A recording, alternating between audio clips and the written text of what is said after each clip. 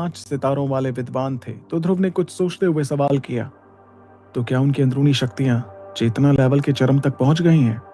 इस पर इरा एक पल के लिए सोच में पड़ गई, जिसके बाद उसने ध्रुव को बताया, नहीं ध्रुव, मुझे नहीं लगता कि उनकी अंदरूनी शक्तियां चेतना के चरम पर पहुंची हैं। इतना कहकर ध्रुव ने इरा को उसकी रखवाली करने का इशारा किया और वो हवा में ही बैठकर हाथों की सील बदलने लगा। इसके साथ ही एक बार और उसकी आत्मा वया के शरीर से मिल गई, जिससे उसकी अंदरूनी शक्तियों में बेतरतीब इजाफा आया। ध्रुव ने भी अपनी बढ़ी हुई अंदरूनी शक्तियां हर तरफ फैलानी शुरू की, जिसके बाद वो पहाड़ी इलाके को अच्छी तरह से देखने लगा।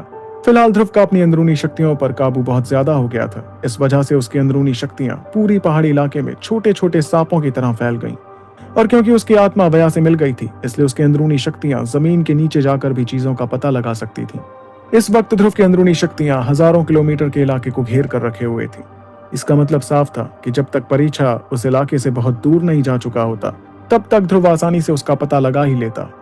इरा भी महसूस कर पा रही थी कि ध्रुव ने अपनी अदृश्य अंदरूनी शक्तियां किस कदर फैला दी थी, क्योंकि उसे भी अपने शरीर में वो शक्तियां महसूस हो रही थी।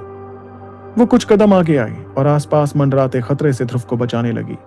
जिस दौरान ध्रुव अपनी अंदरूनी शक्तियों से तलाश करते हुए चारों तरफ देख रहा था, उतने में जैदी और बाकी लोग हड़बड़ाकर हर दिशा से आए और मजबूरी के साथ कहने लगे, इरा, हमने हर तरफ छान मारा, लेकिन परीक्षा हमें कहीं नहीं मिले। जैदी की आवाज में झलकती मजबूरी और अफसोस देखकर इरा के चेहरे पर परेशानी नजर आने लगी। उसने धीरे से अपना हाथ लहराया और उसकी आंखें लगातार ध्रुव को ही देखती रहीं। फिलहाल उसके पिता और बिहान दल के बाकी तीनों ताकतवर बुजुर्गों को किल्विश दल वालों ने उलझा कर रखा हुआ था। इसलिए अब वो लोग बुजुर्ग परीक्षा का पता लगाने में कामयाब होते या नहीं, ये सब ध्रुव के भरोसे था।